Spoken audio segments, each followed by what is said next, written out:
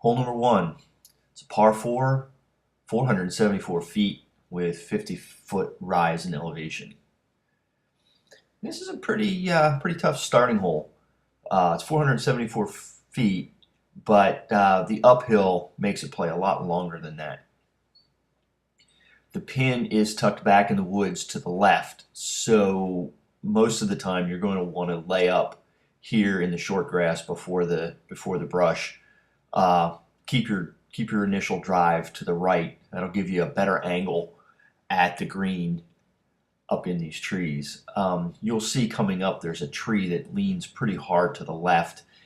That's a good target. The basket sits behind this slope there, this slanted tree.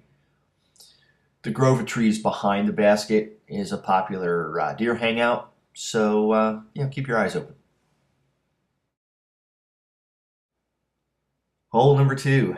It's par 4. It's 712 feet in length with 38-foot drop in elevation. You're throwing out of the woods here into a wide open fairway, and with the drop in elevation, this is a great place to grab your distance driver and give it a ride. There are cross breezes on this fairway, and a lot of times you cannot feel them from the tee pad because you're protected by the trees.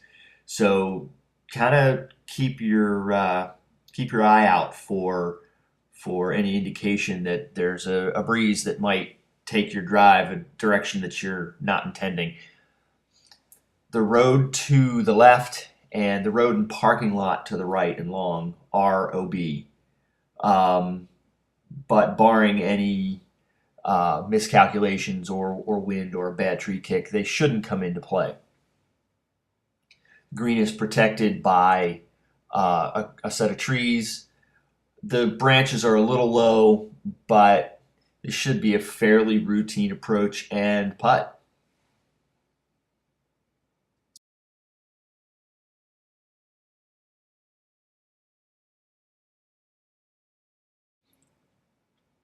Hole number 3 is a par 5, 600 feet in length with a 71-foot rise in elevation. This is where the course starts showing its teeth. This is a double dog leg. Most of the elevation change is between the first left turn and the second dog leg, which is a right turn. There are some false shortcuts that would tempt players to cut the corners.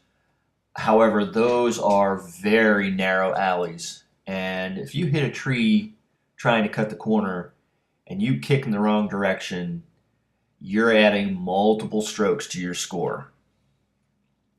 Once you make it to the top of the ridge and make the right-hand turn, you have about 190 feet to the pin.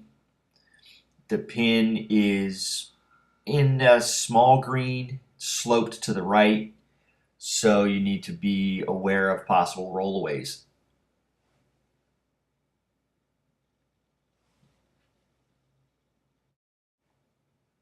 Hole number 4 is a par 4, 496 feet in length with 15 feet of upward elevation. This is a tricky little hole. You have a short, straight fairway, and you need to navigate through this little grove of trees with a slight right turn to reach the silver tee pad. At the silver tee pad, you need to make a small left turn, navigate through another grove of trees to get to the fairly large open green. The rough along the left side of this fairway is extremely tough. So keep your shots to the right. Make your approach to the green, your putt, and move on. Hole number 5 is a par 3, 333 feet, 2 feet of upward elevation change. This is a dead straight fairway with one tree right in the center. Maneuver around the tree, make your way down the wide open fairway to a wide open green. If you can manage to miss that center tree, this should be a fairly routine birdie.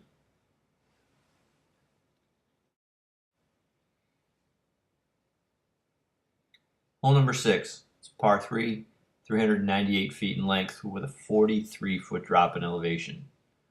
This is a downhill hole that plays from the woods to the open fairway.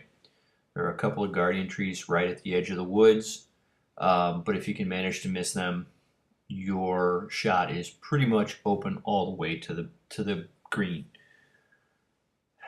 This open fairway area can get quite breezy, so be aware of any hints as to which way the wind's blowing. You won't be able to feel it at the tee pad.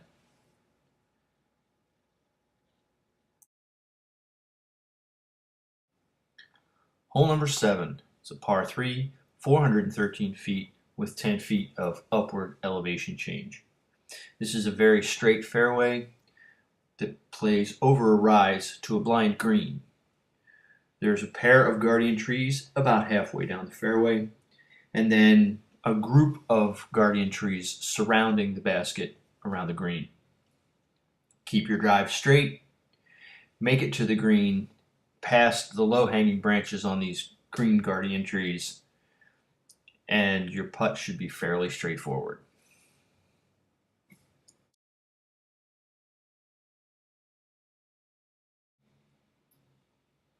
Hole number 8 is a par 4, 747 feet with 40 feet of downward elevation change. This is a wide open fairway, so grab your distance drivers and let them fly. Aim for the small group of trees that are set apart from the main tree line. This will give you the best angle into the green. If your drive strays too far to the left and gets closer to the tree line, the angle that you need to throw into the green will be very sharp and very difficult. If you throw too far to the right and go way outside of the target trees, you're adding a lot of distance to an already long hole.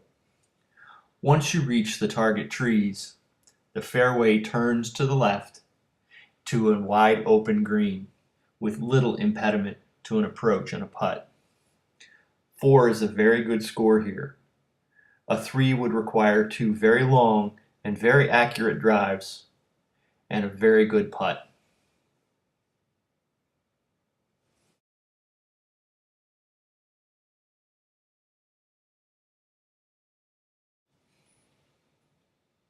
Hole number 9. It's par 3, 296 feet with 14 feet of upward elevation change. This is one of the shorter holes on the course, but don't be fooled. By no means is this an easy hole. You have thick rough on the left and guardian trees on the right, and that makes this green very hard to hit from the tee pad. Hit the green, and you have a fairly straightforward birdie. Miss the green, and your options get limited very quickly. Hole number 10 is a par 4, 580 feet with 39 feet of downward elevation change. We've transitioned back into the woods to a long, narrow fairway with thick trees on either side. At about the 200-foot mark, the fairway will dogleg slightly to the left and then continue to the basket, curving right almost the entire rest of the way.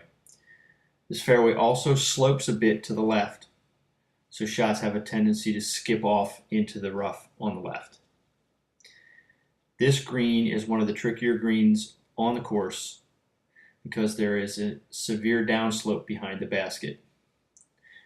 Long approaches often find themselves at the bottom of the hill, requiring multiple recovery shots.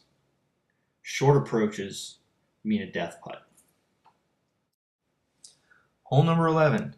It's a par 4, 435 feet with 31 feet of upward elevation change. While this may seem short for a par 4, the severe right turn in the middle of the fairway, the narrowness of the fairway itself, and the number of trees that seem to want to reach out and grab errant discs make par 4 very appropriate for this hole. The green itself will open up to the left. However, the trees on the right are very close, so approach and putting accuracy are paramount on this hole.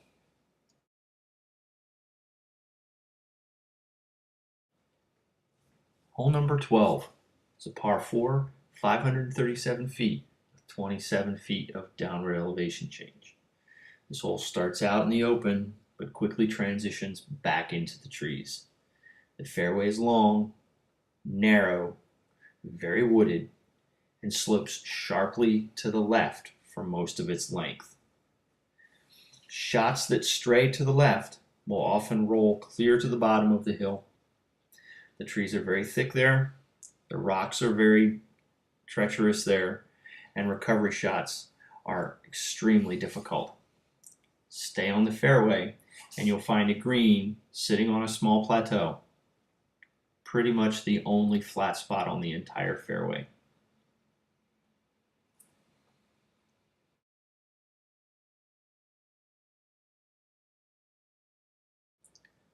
This is hole 13. It's a par 3, 232 feet with 32 feet of upward elevation. This is the shortest hole on the course.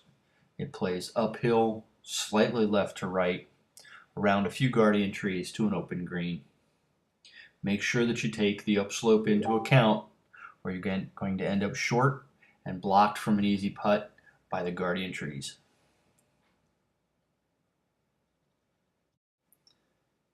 Hole 14 is a par 5, 732-foot hole with a total of 28 feet of downward elevation change. The first 200 feet of this fairway, however, actually trends upslope about 25 feet.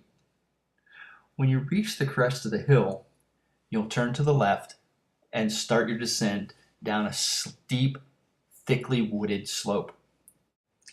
Any contact with trees at this point, however, will send the player off into a purgatory of uneven footing and multitudinous trees. Find your way down the slope using whatever alley you choose, and you'll come to a green that is tightly guarded by 4 large trees. These trees are within arm's reach of the basket, so putting may be difficult depending on where you land in regard to those trees.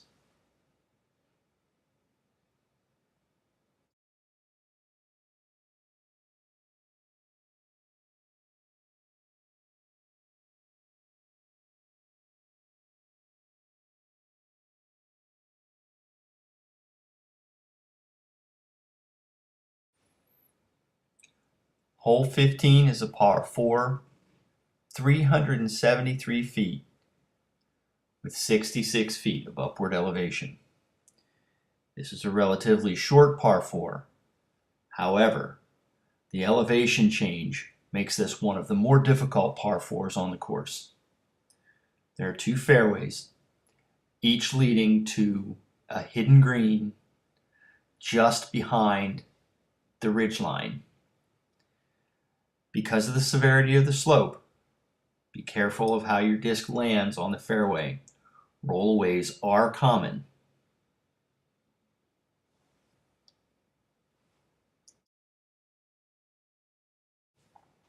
Hole 16 is a par 4, 737 feet with 80 feet of downward elevation change. This is one of the most picturesque holes on the course, and with the 80-foot downslope, one of the most fun to throw. Grab your distance driver and see how far out into the meadow you can throw. Be aware that the meadow grass that's planted on the slope is only cut a few times a year, and it's often 3 or more feet high, and it's very thick.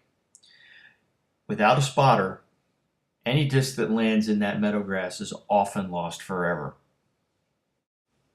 Follow up your initial drive with an approach to a green that's surrounded yet again by guardian trees. Be aware that there is a fence and a road behind the basket. However, the green is large and the fence and road are far enough away from the basket that it should not come into play.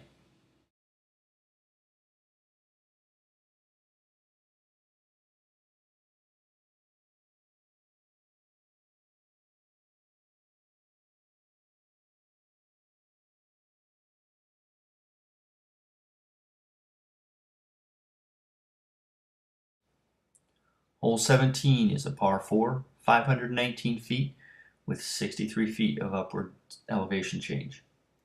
Holes 14, 15, and 16 have played downslope, upslope, downslope, so it stands to reason that hole 17 would play upslope, and it does. This fairway starts out wide open, then enters the trees at the slope and goes up to the basket, which sits almost at the top of the ridge on the right-hand side of the fairway. Keep your initial drive to the left, and that'll give you the best look at the approach to the basket. This slope, like many of the others on the course, is very steep and very rocky, so rollaways are a definite possibility.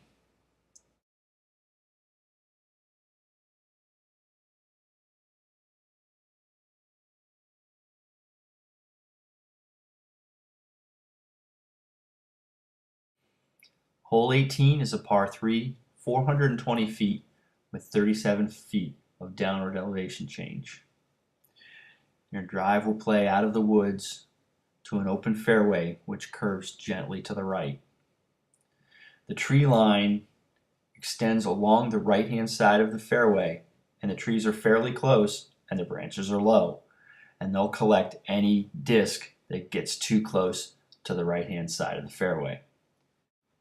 The open green and the raised basket are a nice way to finish what is a very challenging course.